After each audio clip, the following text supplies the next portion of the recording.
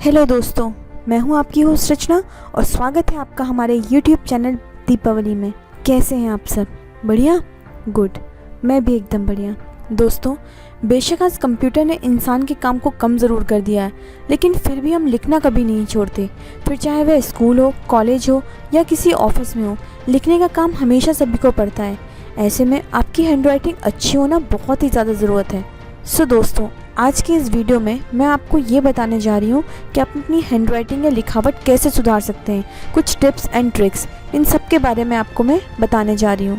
दोस्तों, हाल ही में मेरी बेटी को हैंडराइटिंग कंपटीशन में फर्स्ट प्राइज़ मिला है और अगर मैं आज से 1 साल पहले की बात करूँ तो मुझे समझ में ही नहीं आ पाता था कि ये क्या लिख रही है। फिर मैंने उसकी हैंडराइटिंग सुधारने के लिए कुछ तरीके अपनाए। ये सारे तरीके ट्राइड एंड टेस्टेड हैं, जिनका रिजल्ट मैं अभी आपको बता चुकी हूँ। अगर आपकी या आपके बच्चे की हैंडराइटिंग बहुत ही अच्छी है तो कमेंट बॉक्स में कमेंट करके ज़रूर बताएं, और नहीं तो बने रहें हमारे साथ इस वीडियो में। लेकिन आगे बढ़ने से पहले अगर आपने हमारा चैनल दीपावली अभी तक सब्सक्राइब नहीं किया है तो जल्दी से इसे सब्सक्राइब कर लें और बेल आइकन को प्रेस करें सो दैट आप आगे आने वाले सभी वीडियो का नोटिफिकेशन प्राप्त कर सकें। सो चलिए दोस्तों, शुरू करते हैं कुछ ज़रूरी टिप्स हैंडराइटिंग सुधारने के लिए। सबसे पहला इम्पोर्टेंट पॉइंट है शुद्ध लेखन का अभ्यास। अच्छी हैंडराइटिंग बहुत प्रयास के बाद ही आदत में आती है, इसलिए बहुत ज़रूरी है कि आप लिखने का बार बार अभ्यास करें। आप शुद्ध लेखन के बारे में तो जानते ही होंगे, यह लिखावट को सुधारने का सबसे अच्छा तरीका है। आप अखबार, पत्रिका या किसी पुस्तक से देखकर भी लिखने की आदत डालें, क्योंकि इनमें मात्राओं की कभी भी अशुद्धि नहीं होती। शुद्ध लेखन की आदत डालने से लिखावट में निश्चित तौर पर सुधार होगा।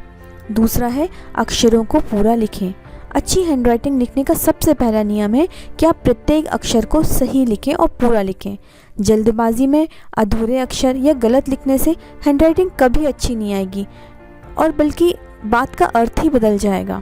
तीसरा, शब्दों की स्थिरता पर ध्यान दें।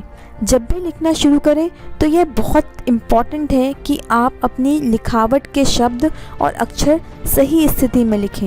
ये टेढ़े मेढ़े नहीं होना चाहिए, क्योंकि आपकी लिखावट सीधी नहीं है तो यह पढ़ने और समझने में बहुत मुश्किल होगी, साथ ही देखने में भी अच्छा नहीं लगेगा। निश्चित दूरी बना करके रखें। एक आकर्षक और अच्छी हैंडराइटिंग के लिए यह बहुत इम्पॉर्टेंट है कि आपके लिखे अक्षरों और शब्दों के बीच में एक निश्चित दूरी हो, जिनसे उनका अर्थ भी सार्थक हो और देखने में भी अच्छा लगे। शब्दों का आकार, अक्षर का समान आकार का होना भी बहुत ज़रूरी है। लिखावट ना तो बहुत छोटी होनी चाहिए जो नज़र भी ना आए, और ना ही बहुत बड़ी होनी चाहिए जो देखने में अच्छी ना लगे। अक्षरों और शब्दों का आकार सामान्य होना चाहिए जो पढ़ने में बहुत आसान हो। फिर है दोस्तों पेन या पेंसिल की स्थिति। सुंदर लिखावट चाहते हैं तो पेन और पेंसिल को बहुत अधिक कसकर या बहुत अधिक ढीला ना छोड़ें। आपको अपनी पकड़ को समान रूप से बनाना पड़ेगा, जो कि आपकी अच्छी हैंडराइटिंग लिखने में बहुत मदद करेगा। पेन या पेंसिल को बहुत अधिक नीचे या ज़्यादा ऊपर से नहीं पकड़ना चाहिए, एक निश्चित दूरी से ही पकड़ें। ज़्यादा से ज़्यादा खुद लिखें।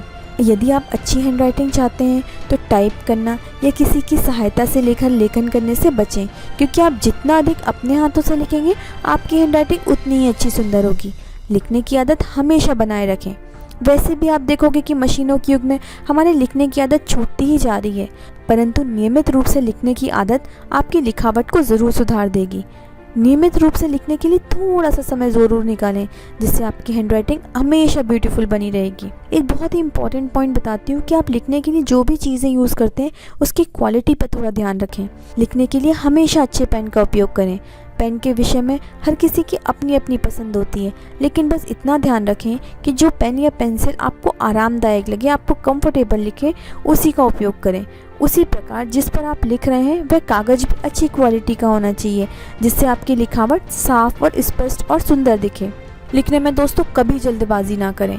शुरुआत में अक्षरों के मूल रूप को बनाए रखने के लिए धीरे धीरे लिखें। जल्दबाजी ना करें, क्योंकि जल्दबाजी में अच्छे अक्षर नहीं आते, और जब आपको मूल रूप से लिखने की आदत हो जाएगी तो आपकी स्पीड अपने आप ही बढ़ने लगेगी। और एक बार जब आपको सही लिखने की आदत हो जाएगी तो आप जल्दी भी लिखेंगे तो सही लिखेंगे। एकाग्रता पूर्वक लिखें और लिखते वक्त सिर्फ विषय पर ध्यान दें। स्थिति का ध्यान रखें, पोस्चर का ध्यान रखें, बहुत इंपॉर्टेंट है। मतलब आप जिस सतह पर लिख रहे हैं वो समतल है कि नहीं, आपके हाथ का निचला हिस्सा टेबल से सटा हुआ तो नहीं है जिससे कि आपके हाथ के नीचे आधार बना रहे। इन सभी वस्तुओं के अलावा हम किस स्थिति में, किस पोस्चर में बैठकर लिख रहे हैं, ये भी बहुत मायने रखता है। आप अगर लेट कर लिख रहे होंगे या खड़े होकर के लिख रहे होंगे तो ये भी बहुत मैटर करता है कि आप किस स्थिति में लिख रहे हैं। सफाई का विशेष ध्यान रखें। लिखावट का सबसे अधिक महत्वपूर्ण गुण है सफाई। सफाई से लिखी हुई लिखावट पढ़ने में बहुत आसान होती है और सुंदर भी दिखती है। कोशिश करें कि लिखते समय कम से कम शब्दों की काटापीटी करें। अगर कुछ गलत भी हो गया तो उस पर सिर्फ एक सिंगल लाइन फेर दें। पढ़ने वाला या देखने वाला ये बात ज़रूर समझ जाएगा कि यह शब्द गलत है और इसे नहीं पढ़ना है। लाइन का ध्यान रखें। अच्छी हैंडराइटिंग के लिए हमेशा लाइन पर ही लिखें। लाइन के ऊपर या लाइन के नीचे लिखे हुए शब्द अव्यवस्थित लगते हैं, इसलिए लाइन का ध्यान रखें, वो बहुत ज़रूरी है। बहुत अधिक जोर कर ना लिखें। हम बोलते हैं ना कि लिखते समय पेन या पेंसिल की निब को बहुत ज़्यादा गाढ़ा मत लिखो। ऐसा करने से पेज भी ख़राब होता है, लिखावट भी ख़राब होती है और उसके पहले वाला जो आपने पेज में लिखा हुआ है वो भी ख़राब होती है। दोस्तों, इन छोटी छोटी बातों को ध्यान में रखकर ही हम हैंडराइटिंग को सुंदर और आकर्षित बनाए रख सकते हैं। दोस्तों, अपनाएं ये सारे टिप्स को और सुधारें अपने बच्चों की और अपनी हैंडराइटिंग को। और अगर आप किसी ऐसे इंसान को जानते हैं या ऐसे फ्रेंड्स को जानते हैं जिनकी हैंडराइटिंग बहुत ख़राब है तो उनके साथ तो ये वीडियो शेयर करना बिल्कुल भी ना भूलें। धन्यवाद।